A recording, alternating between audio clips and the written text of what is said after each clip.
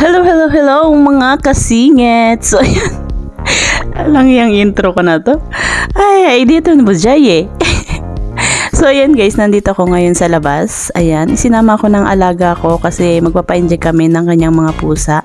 So, andito kami ngayon sa Zoo Care. So, ayan guys, samahan nyo kami sa loob.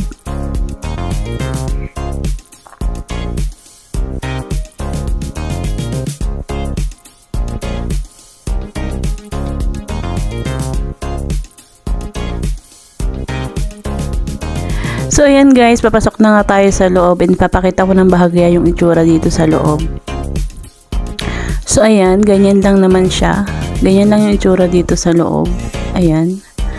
And kukunti yung tao.